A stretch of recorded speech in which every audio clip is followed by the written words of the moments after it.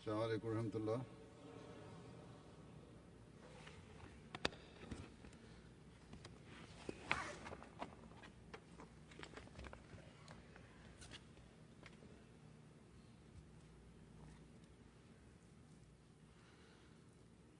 أشهد أن لا إله إلا الله وحده لا شريك له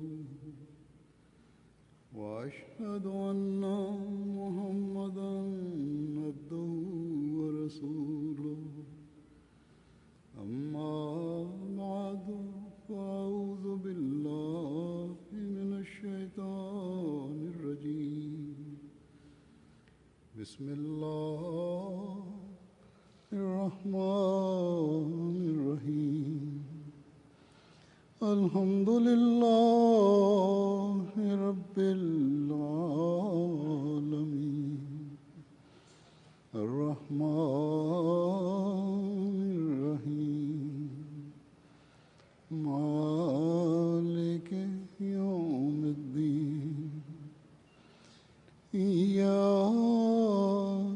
نعبد وإياك نستعين اهدنا الصراط المستقيم صراط الذين أنعمت عليهم غير المغضوب عليهم ولا الضالين.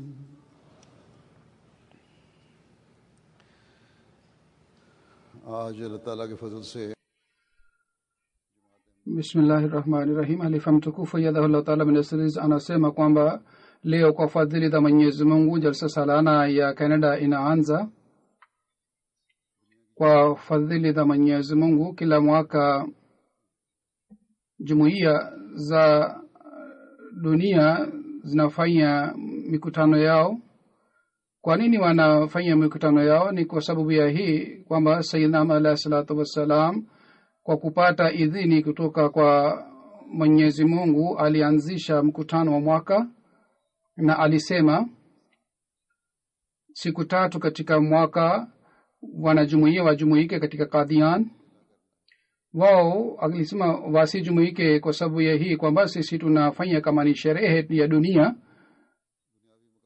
au tutafanya michezo ya aina mbalimbali au tutajumuika kwa ajili ya masilahi ya dunia. Hapana, bali sisi tujumuike kwa sababu ya hii ili tuongeze elimu ya dini yetu na tuongeze elimu yetu, na tujumuike ili maarifa iboreke zaidi. Na maarifa ni nini? Maarifa ni kujua kuhusu kitu na vile vile kujua elimu yake kwa undani wake. Hii ni maarifa.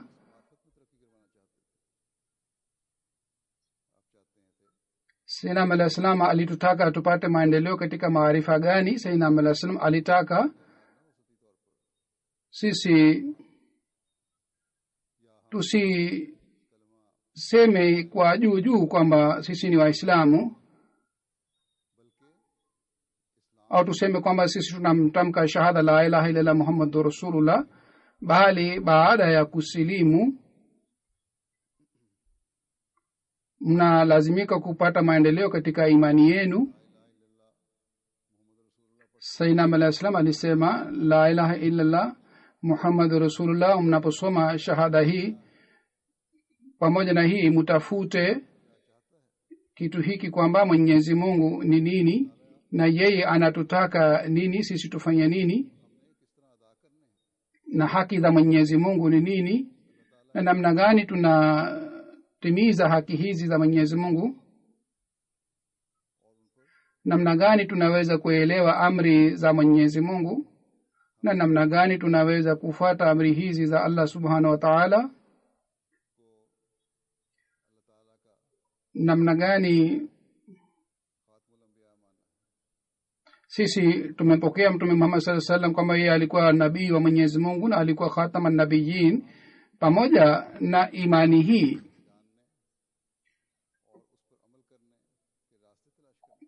kujua sunna yake na mfano wake ni muhimu, na kwa ajili ya kujua kuhusu mfano wake tunatakiwa tufanye juhudi na namna gani mtume sallallahu alaihi wasallam aliishi na namna gani tunaweza kupata maarifa ya mambo haya yote. Kwa ajili ya hii jibu la Hazrati Aisha radhiallahu ta'ala anha ni juu ya mambo yote.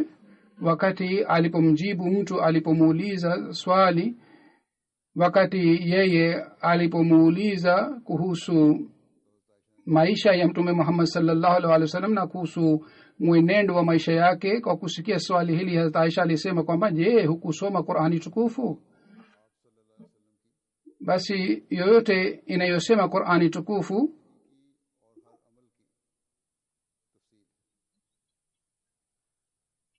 ile yote ilikuwa maelezo ya maisha ya mtume Muhammad sallallahu alaihi wasallam. Basi kuhusu mtume sallallahu alaihi wasallam, hii ni maarifa ambayo kila muumini anatakiwa afanye juhudi ya kupata maarifa hii. Kwa hiyo muumini analazimika kusoma Qur'ani tukufu na kuelewa tafsiri yake na maana yake. Kisha Sayyidina alayhi salam alisema lengo la mkutano wa mwaka ni hili pia, kwamba tupate maendeleo katika mambo ya kiroho. Wakati tutakapopata maarifa, baada ya kupata maarifa isibaki kuhusu elimu tu, tusipate ladha ya elimu tu, bali katika imani na katika maendeleo ya kiroho tunatakiwa maarifa hii tusaidie. Ikiwa maendeleo haipatikani katika imani, basi kushiriki mkutano mwaka haina faida yake. Kisha Sayyidina Mtume alisema kwamba faida ya kuhudhuria mkutano mwaka ni hii, na kila mmoja anayeshiriki mkutano mwaka afanye juhudi ya kupata lengo hili, kwalo ni kwamba wanajumuiya wajuane, na kwa kujuana wao wasijenge uhusiano kama ni uhusiano wa dunia, bali kila mwanajumuiya anatakiwa amtendee nduguye kwa mapenzi, na anatakiwa apate maendeleo katika uhusiano huu. Na uhusiano huu unatakiwa uimarike kiasi hiki kwamba kitu chochote au jambo lolote lisilete kizuizi katika uhusiano huu na nisiweze kuvunja uhusiano huu. Kisha Sayyidina Mtume alisema kwamba mupate maendeleo katika ucha Mungu. Hii pia ni lengo la mkutano wa mwaka, na jambo hili ni muhimu sana katika malengo ya jalsa salana.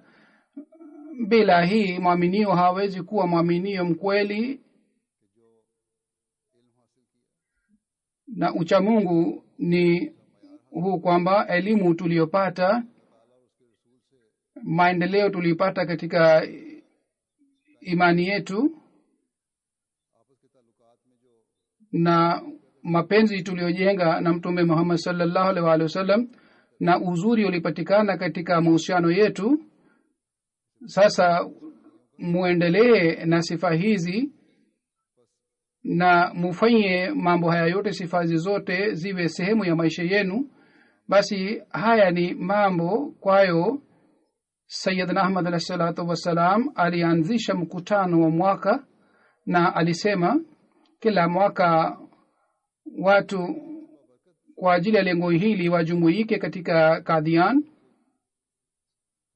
Wakati wa Sayyidina Ahmad alayhi salam mikutano iliyofanyika ilikuwa yenye baraka sana, ambamo Sayyidina Ahmad alayhi salatu wasalam mwenyewe alikuwa akihudhuria, na yeye alikuwa akiwasihi wanajumuiya moja kwa moja, na alikuwa akiwapatia malezi wanajumuiya, na alikuwa akiwapatia maji ya kiroho kwa ajili ya kumaliza kiu chao. baada ya Sayyidina alayhi salatu wasallam mambo haya hayawezi kupatikana, kwa sababu nabii anakuwa na cheo chake na heshima yake ambaye alikuja sawa na bishara za Mtume Muhammad sallallahu alaihi wasallam, alikuja sawa na ahadi ya Mwenyezi Mungu.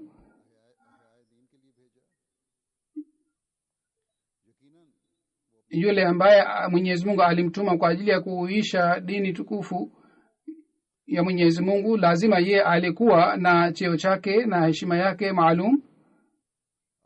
Lakini hii pia ni fadhila za Mwenyezi Mungu, kwamba kwa kupata habari kutoka kwa Mwenyezi Mungu, Sayyidina alayhi salatu wasallam alisema baada ya kuaga kwake neema ingine itaanza, ambayo ni neema na nidhamu ya uhalifa. Basi nidhamu hii ilianzishwa na Mwenyezi Mungu.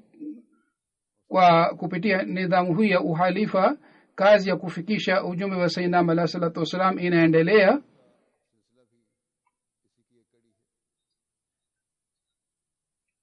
Silsila ya mikutano pia ni sehemu ya hii.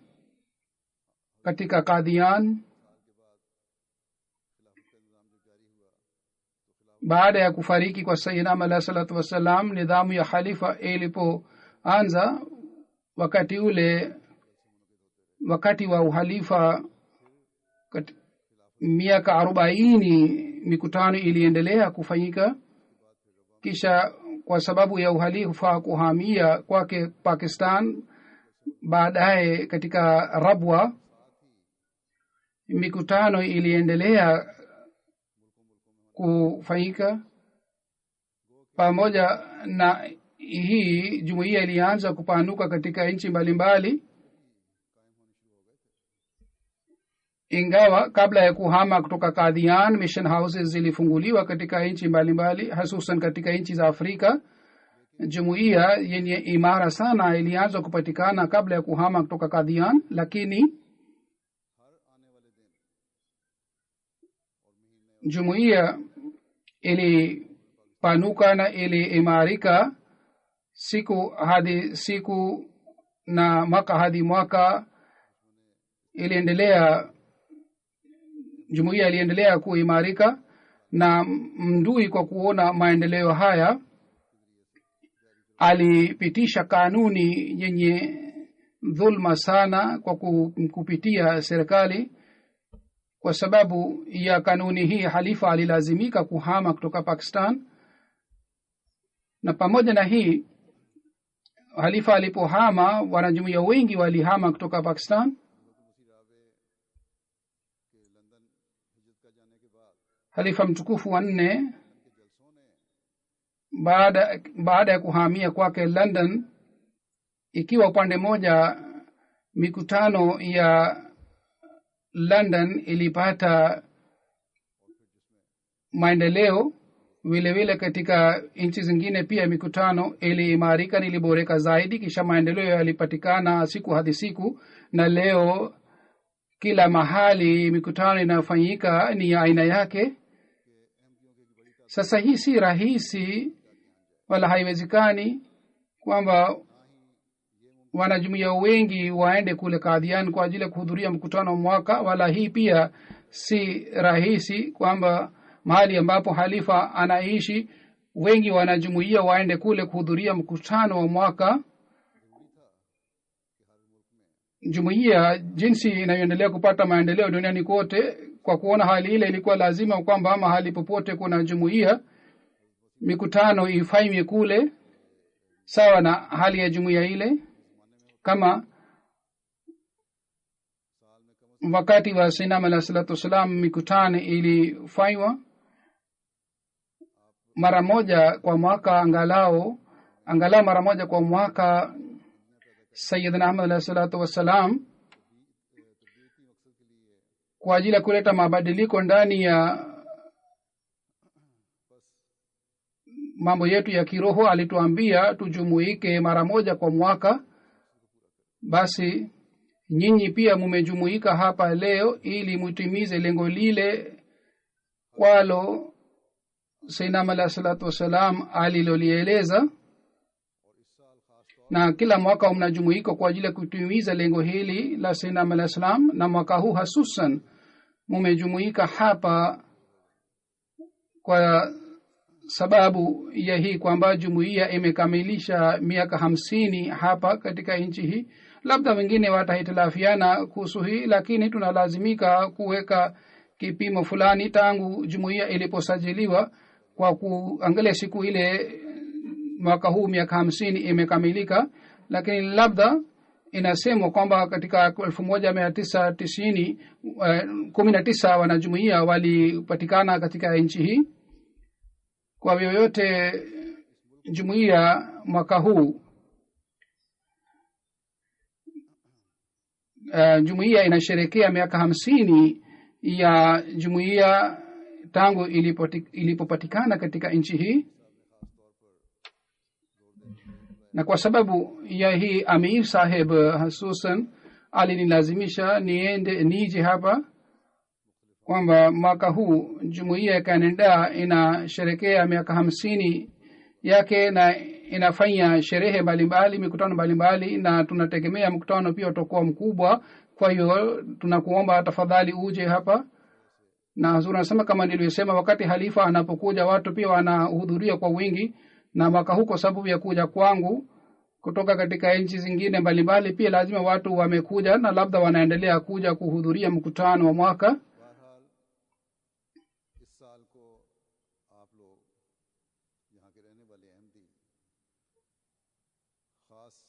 Mwaka huu wanajumuiya ambao mnaishi hapa mnasema kwamba ni mwaka huu ni muhimu sana, lakini kila mwanajumuiya anatakiwa akumbuke umuhimu wake utadhihirika au utathibitika wakati kila mwanajumuiya ambaye anaishi katika nchi ya Canada afanye juhudi ya kitu hiki, kwamba sisi baada ya kujiunga na jumuiya ahadi tuliyofanya na Sayyidina alayhi salatu wasalam, ile ahadi lazima tutatimiza. Mategemeo aliyokuwa anayo Sayyidina alayhi salatu wasalam kutoka kwetu sisi tutatimiza matamanio yake. Hata ikiwa hii hali haipatikani, miaka 50 ipite au zaidi ya miaka 50 ipite, haileti athari yoyote. Hazur anasema kama nilivyosema kwamba kwa sababu ya hali ya Pakistan wanajumuiya wengi walihama kutoka Pakistan, walihamia katika nchi mbalimbali, na miongoni mwenu ni wengi ni wale ambao walihamia hapa kwa sababu ya hali ile. Nyinyi kwa ajili ya kupata uhuru wa dini mulihamia hapa, na serikali ya hapa iliwapatia uraia wa nchi hii ili nyinyi kwa uhuru muweze kufuata mafundisho ya dini yenu. Basi wanajumuiya, kila mwanajumuiya anayeishi katika nchi hii pamoja na ahadi ile anayofanya kwamba atatanguliza dini juu ya dunia, pamoja na hii amepewa jukumu kubwa sana kwamba lengo kwalo alihamia hapa afanye juhudi ya kutimiza lengo lile. Mufahamishe watoto wenu kwamba sisi tulihamia hapa katika hali ile ilipatikana kule Pakistan, na mambo haya yanatutaka au hali ile inatutaka kwamba sisi kwa kutoa shukrani ya Mwenyezi Mungu tufuate amri zote za Mwenyezi Mungu. Wakati wa kufanya bayat ahadi tuliyofanya na Sayyidina alayhi salatu wasalam, tutimize ile ahadi. Katika ahadi ile kuna ahadi hii pia kwamba mimi nitatanguliza serikali utawala wa Qur'ani tukufu juu ya maisha yangu katika zama hii.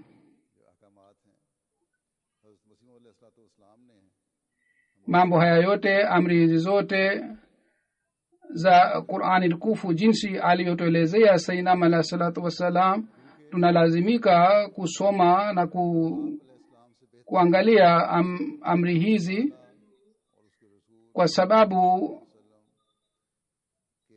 hakuna yeyote anayeweza kueleza au kuelewa mafundisho ya mtume Muhammad sallallahu alaihi wasallam. Yani hakuna yeyote anayeweza kuelewa zaidi kuliko Sayyidina Muhammad sallallahu alaihi wasallam mafundisho ya mtume Muhammad sallallahu alaihi wasallam.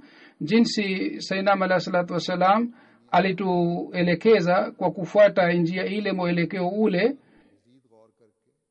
sisi tufanye tafakur zaidi juu ya mafundisho ya Mwenyezi Mungu. Kwa kufanya hivi tuboreshe akili zetu na tunaweza kuimarisha imani zetu pia. Sayyidina alayhi salatu wasalam alitupatia nasaha chungu mzima ambayo ni muhimu kwa ajili ya kuimarisha na kuboresha imani yetu na amali zetu. Sayyidina alayhi salatu wasalam baada ya kupokea bayati yetu alitaka tuwe na sifa ya aina fulani, na lengo letu ni kupata sifa ile.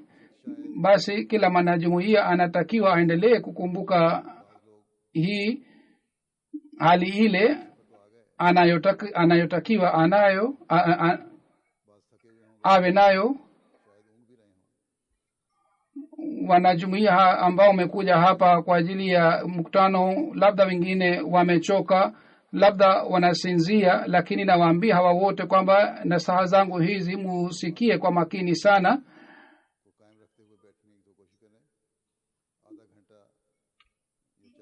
na mukae kwa makini sana. Kukaa nusu saa, dakika 40 si gumu kukaa kwa makini.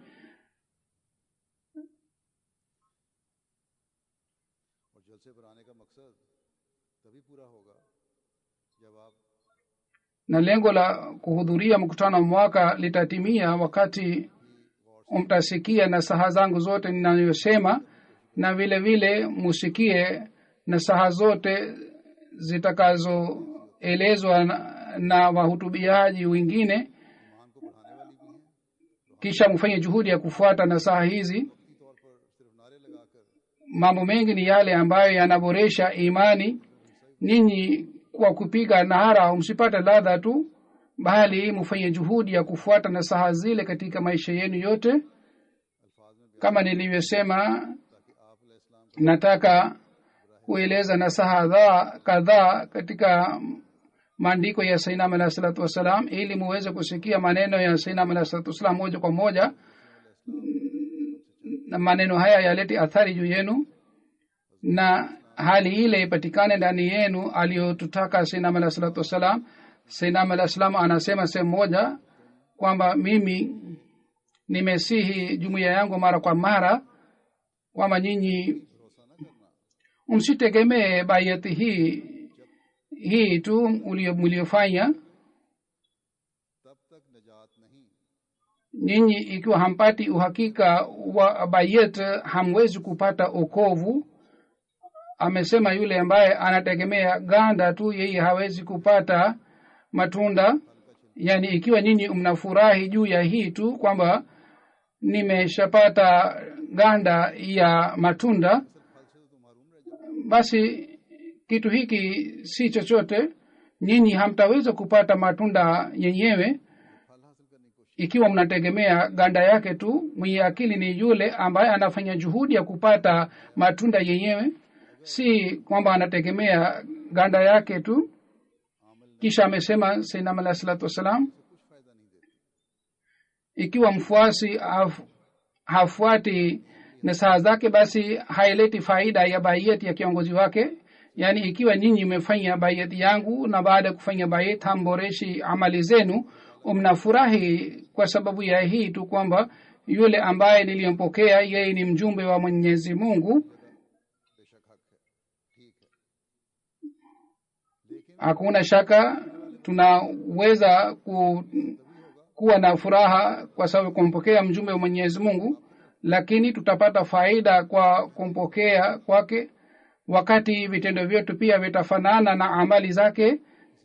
na vitendo vyetu vitakuwa sawa na nasaha zake. Amesema mtabibi wanapompatia mtu dawa, yule mtu baada ya kupokea dawa hatumii bali anaweka kando. Katika hali hii yeye hawezi kupata faida kutoka katika dawa ile, kwa sababu faida itapatikana wakati atakapotumia dawa aliyopewa. Yani yeye atengeneze dawa sawa na maagizo ya daktari, ndipo atapata faida, pengine hatapata faida. Mtu ambaye amechukua dawa lakini hakutumia dawa ile, basi hawezi kupata faida kutoka katika dawa ile. Amesema muendelee kusoma kitabu kitwacho Safina ya Nuhu mara kwa mara, kisha mufanye vitendo vyenu viwe sawa na kitabu hiki. Kisha anasema kad aflaha man zakkaha, amefaulu, bila shaka amefaulu yule aliyeboresha ucha Mungu wake. Amesema wezi wengi na majambazi wengi wanasema wao ni umma wa Mtume Muhammad sallallahu alaihi wasallam, lakini je, wao ni umma wa Mtume Muhammad sallallahu alaihi wasallam? Hapana, haiwezekani. Katika umma wa Mtume sallallahu alaihi wasallam ni yule tu ambaye anafuata mafundisho ya Mtume Muhammad sallallahu alaihi wasallam. Kisha Sayyidina alayhi salatu wasalam sehemu moja alieleza kuhusu bayat ni nini. Alisema vile vile yule anayedai amefanya bayat na ana imani,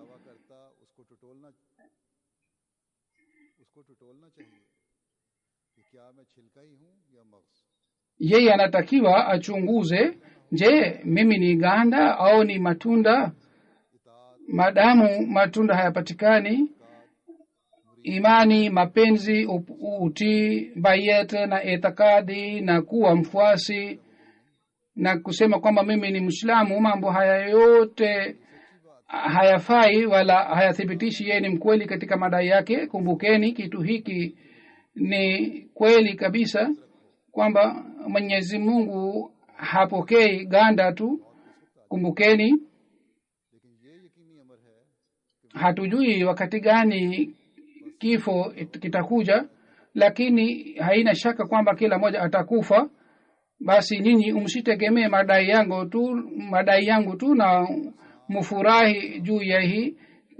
Kwa kutegemea madai hayataleta faida mpaka mtu akubali vifo wa aina mbalimbali, vile vile apite katika maendeleo na mapinduzi mengi. Ikiwa yeye hapati hali hii, hawezi kupata lengo la kuumbwa kwa wanadamu. Vifo ni nini? Vifo ni kutanguliza dini juu ya dunia. Mbele yetu kuna dunia, urembo wa dunia. Katika kila hatua kuna vitu vya kutupoteza katika njia za Mwenyezi Mungu. Tunalazimika kujiepusha na njia hizi. Kisha anasema, sasa angalieni hali ya dunia. Mtume wetu Muhammad sallallahu alaihi wa alihi wasallam alithibitisha kwa kupitia amali zake kwamba kufa kwangu na uhai wangu ni kwa ajili ya Mwenyezi Mungu. Sasa angalieni siku hizi Waislamu wanapatikana duniani. Mtu akiambiwa kwamba je, wewe ni Muislamu, anasema alhamdulillah, mimi ni Muislamu. Yule aliyempokea yeye aliishi kwa ajili ya Mwenyezi Mungu, lakini huyu Muislamu anaishi kwa ajili ya dunia na anakufa kwa ajili ya dunia. Hata hali ya kifo chake inapofika, mpaka wakati ule yeye anategemea dunia na anaishi kwa ajili ya dunia. Amesema kufurahi si sifa ya mwenye akili. Mtu Muislamu mmoja alimwambia Myahudi kwamba usilimu. Yule Myahudi alisema kwamba usifurahi kwa jina lako kwamba wewe ni Muislamu.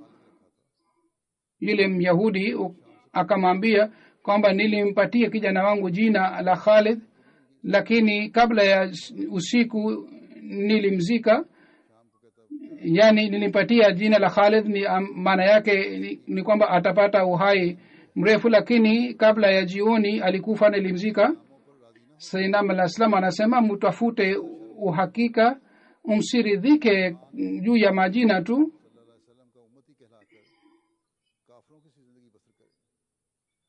Mtu ajiite kwamba wewe ni Muislamu mfasi Mtume sallam kisha aishi maisha ya mkafiri. Nyinyi muonyeshe mifano ya maisha ya Mtume Muhammad sallam na muwe na hali alivyokuwa anayo Mtume sallallahu alaihi wasallam.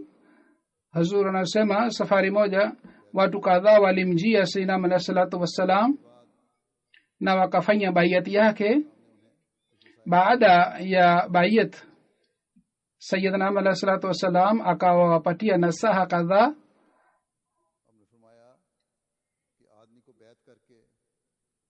Amesema aliwaambia kwamba mtu kwa kufanya bayat hatakiwi akiri hii tu kwamba jumuiya hii ni ya Mwenyezi Mungu na kisha akiamini hivi basi atapata baraka kutoka kwa Mungu. Amesema muwe watu wema, muwe wacha Mungu na muishi hapa na mutimize wakati wenu katika maombi. Kisha aliwasihi zaidi,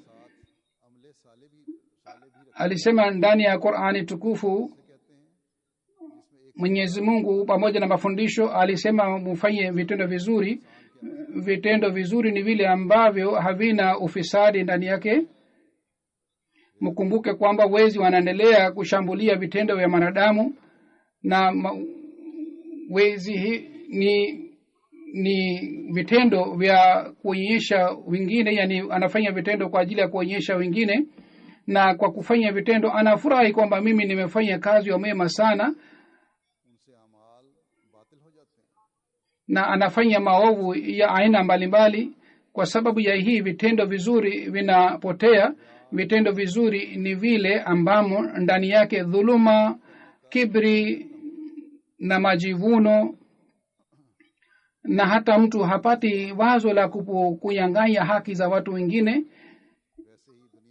Amesema kama katika akhera mtu anasalimika kwa kufanya vitendo vizuri, duniani pia anasalimika kwa kufanya vitendo vizuri. Mtu akifanya vitendo vizuri nyumbani kwake, basi nyumba yake inasalimika.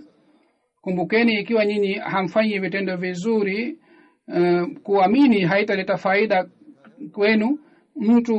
Mtabibu anaandika madawa, maana yake ni kwamba yoyote aliyopewa atumie dawa ile. Ikiwa yeye hatumii madawa haya, basi yeye ikiwa hatumii madawa hawezi kufaidika na madawa haya. Sasa nyinyi mmetubu, Mungu anataka kuona kwamba kwa kutoba hii kiasi gani mmesafisha hali yenu. Sasa ni wakati Mwenyezi Mungu kwa kupitia ucha Mungu anataka kutofautisha. Wapo wengi ambao wanaleta malalamiko dhidi ya Mwenyezi Mungu na hawachunguzi nafsi zao. Kwa hakika ni dhulma ya nafsi ya mtu. Pengine Mwenyezi Mungu mwenyewe ni msamehevu na mrehemevu. Yani ikiwa mtu anapata hasara au madhara, anapata kwa sababu ya nafsi zake na kwa sababu ya dhuluma ya nafsi yake. Mwenyezi Mungu ni mrehemevu na msamehevu. Amesema watu wengine ni wa aina hii kwamba wao wanajua kuhusu dhambi, wana habari ya dhambi. Wapo wengine ambao hata hawana habari ya dhambi, wao wanazoea katika dhambi kiasi hiki kama hawajui wanafanya dhambi. Ndio maana Mwenyezi Mungu amesema sisi tufanye istighfar. Basi tunatakiwa tufanye istighfar sana, hususan siku hizi wakati mnapofanya maombi pamoja na kumsalia Mtume sallam, tunatakiwa mufanye istighfar sana. Amesema wanadamu kwa ajili ya kila dhambi, iwe ya kidhahiri au ya kibatini, anajua ana habari yake au hana habari yake. Masikio yake, macho yake, na kutoka katika madhambi ya vitu hivi vyote aendelee kufanya istighfar. Tunatakiwa tufanye dua hii siku hizi, rabbana zalamna anfusana wa illam taghfir lana wa tarhamna lanakunanna minal khasirin. Yani Mola wetu, tumejidhulumu nafsi zetu, ikiwa hutusamehe na hutusamehe basi sisi tutakuwa wenyewe pamoja na wenye kupata hasara. Na dua hii imeshakubaliwa tangu Mungu ametufundisha dua hii. Dua hii imekubaliwa wakati ule. Nyinyi msiishi katika ghafla Mungu ametufundisha dua hii ili ikubaliwe. Sasa tunatakiwa tufanye dua hii. Amesema msiishi katika maisha ya ghafla. Yule mtu ambaye haishi katika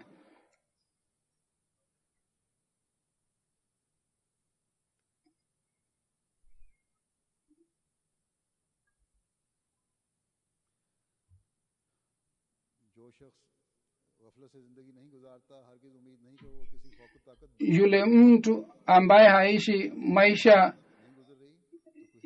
ya ghafla, huenda yeye hawezi kupata mabala hayapatikani bila idhini ya Mwenyezi Mungu. Kama Mungu alinifundisha dua hii, rabbi kullu shay'in khadimuka rabbi fahfazni wansurni warhamni. Dua hii pia tunatakiwa tufanye sana. Wakati fulani katika hafla fulani, Maulvi Abdul Karim Sahib akamuuliza kwamba Hazur mueleze kuhusu umoja na udugu. Kwa swali hili, kwa kusikia swali hii, Sayyidina Alayhi Salam alieleza na saha kadhaa. Sayyidina Alayhi Salam alisema, nimekuja na mambo mawili. Ya kwanza ni kwamba mufuate umoja wa Mwenyezi Mungu, na ya pili ni kwamba muishi kwa upendo, muonyeshe mfano ambao ni muujiza kwa ajili ya wengine. Hii ndiyo ni hali iliyopatikana ndani ya maswahaba. kuntum aadan fa'alafa baina qulubikum, kumbukeni udugu ni muujiza, urafiki ni muujiza. Kumbukeni ikiwa kila mmoja wenu si ni aina hii kwamba apende kwa nduguye anayependa kwa ajili ya nafsi yake, basi yeye si katika jamaa yangu. Amesema kumbukeni, ikiwa Mahdi amekuja, dalili yake ni kwamba msiwe na bugudha. Je, baada ya kuja kwa Mahdi bugudha haitaondoka? Lazima bugudha haitapatikana, lazima dalili hii itapatikana. Kwani hamfanyi subra? Kama ikiwa hatupewi madawa, maradhi haiondoki. Kwa sababu ya kuja kwangu, jumuiya yenye imani itapatikana.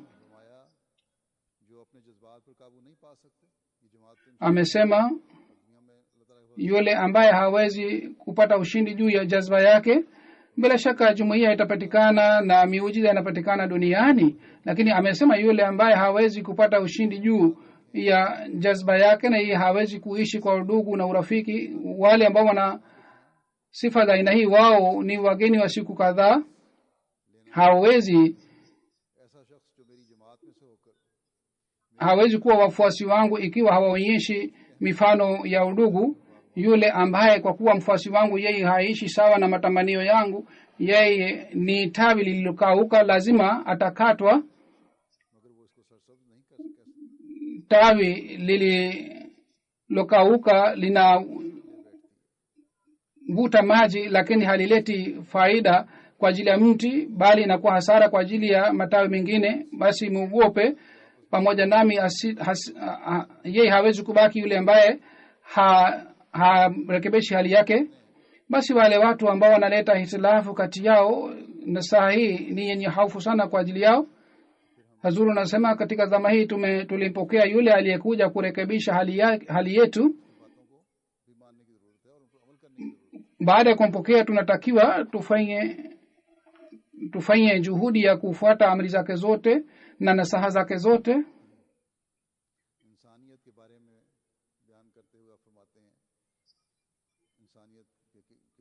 Kuhusu ubinadamu, Sayyidina Alayhi Salatu Wassalam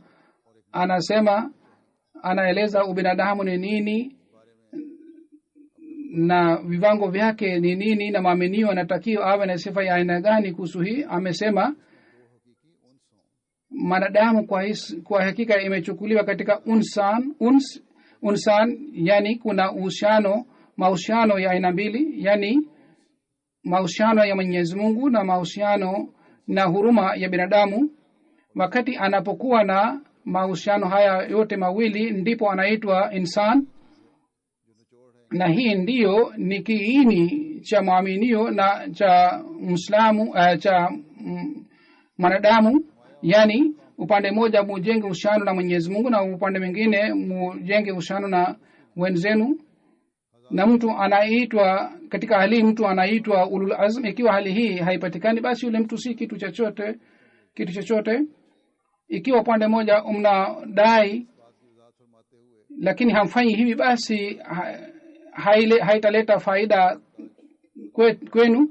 Kisha anasema Sayyidina alayhi salatu wasalam, Mwenyezi Mungu hatuzuii tusifanye biashara, tusichume dunia, bali Mungu anatuamuru tusikae kama ni wavivu, bali anasema tufanye kazi. Lakini lengo letu lisiwe dunia, bali lengo letu liwe ridhaa ya Mwenyezi Mungu. Tunatakiwa tuzingatie jambo hili kila wakati. Ikiwa upande mmoja tunafanya juhudi ya kupata neema za dunia, vile vile upande mwingine tunatakiwa tufanye juhudi sana ya kupata neema za akhera. Kwa kueleza mada hii, Sayyidina alayhi salatu wasallam alisema, Mwenyezi Mungu alipotufundisha dua hii, Rabbana atina fid dunya hasanatan wa fil akhirati hasanatan, katika dua hii pia Mungu alitanguliza dunia. Lakini dunia gani alitanguliza? Alitanguliza dunia yenye hasana, ambayo inakuwa hasana katika akhira pia. Alipotupatia dua hii, alipotufundisha dua hii inaonyesha kwamba katika kuchuma dunia hii muumini anatakiwa atangulize dini. Katika dua hii Mwenyezi Mungu ametufundisha njia zote nzuri za kuchuma dunia hii ambazo muumini anatakiwa azitumie. Muchume dunia katika njia kwayo mupate hasana ya akhira. Kufanya kazi duniani si mbaya, lakini mufanye kazi katika njia ambayo italeta hasana. Msifanye kazi kwa ajili ya kuwapatia hasara wengine au kwa ajili ya kunyang'anya haki za wengine, wala msifuate njia ambayo inaleta madhara kwa ajili ya wengine au inaleta aibu kwa ajili yenu. Bila shaka mkichuma dunia ya aina hii itakuwa hasana katika akhira pia, kwa sababu wale wanaofanya kazi kwa njia hii katika dunia hii, wao kwa ajili ya viumbe vyake, kwa ajili ya dini yake wanatoa mali. Kisha anasema Sayyidina alayhi salatu wasalam, anaingia katika jumuiya yetu yule tu ambaye anafuata mafundisho yetu, na sawa na uwezo wake wote anafuata mafundisho yetu. Lakini yule kwa kujiita mfuasi hafuati mafundisho, yeye akumbuke kwamba Mwenyezi Mungu alianzisha jumuiya hii kwa ajili ya kufanya jamaat maalum. Mtu ambaye si kweli kweli katika jumuiya hii hawezi kubaki katika jumuiya hii kwa jina tu, yani yeye hafuati mafundisho ya jumuiya, yeye hawezi kuhesabiwa katika jumuiya kwa kuandikisha jina lake. Yeye atapata wakati katika maisha yake kwamba atajitenga. Kwa hiyo sawa na uwezo wenu mufanye vitendo vyenu sawa na mafundisho na sawa mnayopewa. Vitendo ni sawa na mabawa. Bila mabawa mtu hawezi kuruka. Kama ndege anaruka kwa kutumia mabawa yake, vile vile ni vitendo. Na mtu bila kuwa na mabawa haya hawezi kupata malengo ya kumpata Mwenyezi Mungu. Ikiwa ndege hawatumii mabawa, yeye hawezi kufanya kazi wanayofanya. Kwa mfano, nyuki ikiwa hana ufahamu, yeye hawezi kutengeneza asali. Vile vile na njiwa namambar ambaye anapeleka barua, wao wanatumia ufahamu wao, kisha wanafanya na wanaruka kwa mbali sana na wanafikisha barua. Hivyo ndivyo ndege wanatumiwa kwa ajili ya kazi mbalimbali. Basi ni muhimu kwamba mtu atumie ufahamu wake na akili yake, na kabla ya kufanya kazi afikirie kwamba je, hii ni sawa na amri ya Mwenyezi Mungu au ni sawa na ridhaa ya Mwenyezi Mungu au la. basi kabla ya kila kazi tunatakiwa tufikirie hii kwamba kazi ninayofanya hii, je, Mwenyezi Mungu au dini inaniruhusu nifanye kazi hii au la? Je, kazi hii inaruhusiwa au la? Isiwe hii kwamba kwa ajili ya kuchuma dunia mtu aanze kufanya kazi ambayo si sahihi. Amesema mtu anapozingatia hii na anatumia akili, kisha baadaye analazimika kutumia mikono yake, asiwe mvivu, lakini ni muhimu azingatie kwamba afuate mafundisho sahihi. Baadhi wakati mafundisho yanakuwa sahihi, lakini kwa sababu ya vitendo vyake, kwa sababu ya udanganyifu anadanganywa. Kwa hiyo mtu anatakiwa afanye utafiti kwa moyo safi. Amesema kwa kueleza umuhimu wa uchamungu, amesema mimi nimetumwa kwa ajili hii kwamba uwanja wa uchamungu ni mtupu, mujaze uwanja huu. Ikiwa nyinyi mtafuata uchamungu, bila shaka dunia nzima itakuwa pamoja nanyi. Basi nyinyi muwe na uchamungu. Wale wanakunywa pombe au wale katika dini yao pombe ni halal, wao hawawezi kuwa na uchamungu. Basi ikiwa Mwenyezi Mungu ajalie jumuiya yetu bahati nzuri hii kwamba waweze kupambana na maovu, wapate maendeleo katika uchamungu, basi huu ni ufaulu mkubwa sana. Angalieni siku hizi dini zote za dunia uchamungu haupatikani ndani yake. Mungu amefanya uchamungu kuwa kipimo na Mungu amefichika siku hizi, lakini sasa Mwenyezi Mungu anataka akubaliwe na dunia imtambue. Wale watu wanaojiona kwamba wao ni Mungu, wao hawawezi kumtegemea Mwenyezi Mungu. Amesema adhabu kali ya Mwenyezi Mungu itakuja.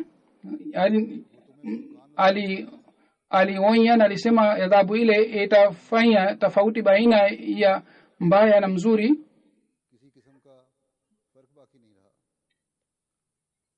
Mungu atakapoona kwamba katika mioyo yenu haina tofauti, mtu yule ambaye anakiri kwamba anatanguliza dini juu ya dunia, lakini kwa vitendo vyake yeye hathibitishi, basi Mungu hajali kuhusu mtu huyo. Katika hali watu 100 wakifa, basi tutasema kwamba wale wamekufa kwa sababu hawakuleta mabadiliko ndani yao. Lakini yule ambaye anaondoa giza na yeye hakuondoa giza, ndiyo maana amekufa. Hazuru anasema hali ya dunia inayopatikana siku hizi, hali ile inatupatia wasiwasi sana. Mwisho wa dunia itakuwa nini? Hivi karibuni mtu mmoja akasema sisi dunia inaelekea upande wa maangamio haraka sana. Sasa itatokea nini kuhusu sisi? Sayyidina Alayhi Salatu Wasalam ametoa jibu lake katika shairi yake. Amesema आग है पर आग से वह सब बचाए जाएंगे जो कि रखते हैं जुल अजायब से प्यार, yani wataokolewa wale ambao wanampenda Mwenyezi Mungu. Basi hii ni asili kwamba sisi tujenge mahusiano yetu na Mwenyezi Mungu, tuimarishe mahusiano yetu na Mwenyezi Mungu. Ikiwa tunatimiza haki za Mwenyezi Mungu, vile vile pamoja na hii tutimize haki ya viumbe vyake pia. Tufanye juhudi ya kupata hasana mema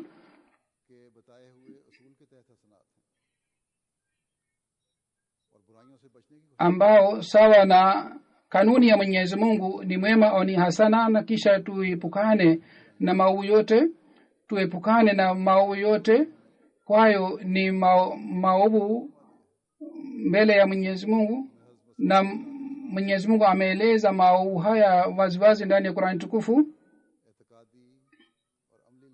Sisi baada ya kumpokea Sayyidina Alayhi Salatu Wassalam, kwa itikadi yetu na kwa amali zetu, tunatakiwa tufanye juhudi ya kuimarika zaidi na zaidi. haya ni mambo ambayo ni dalili ya ukovu wetu, na haya ni mambo kwayo Mwenyezi Mungu anapenda. Pengine miaka 50 au 75 au miaka 100 ambayo inakuja katika jumuiya, ikiwa mapinduzi haya haipatikani miaka hii, si kitu chochote. Watu wa dunia bila shaka wanafurahi juu ya mambo haya, lakini si jumuiya za Mwenyezi Mungu zinafurahi. Ikiwa sisi tunafurahi kwa sababu ya hii kwamba sisi tumepata maendeleo katika kufuata amri za Mwenyezi Mungu na siku za usoni tutapata maendeleo, basi kuwa na imani hii ni shukrani ya Mwenyezi Mungu na inaruhusiwa. Ikiwa hatua yetu badala ya kupata maendeleo katika mema tumeanza kurudi nyuma, basi jambo hili ni lenye fikira sana. Basi sisi kwa kuzingatia nasaha ya Sayyidina alayhi salatu wassalam,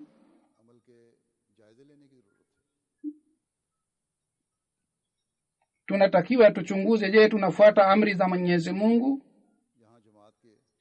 na tunatakiwa tuendelee kuchunguza vitendo vyetu.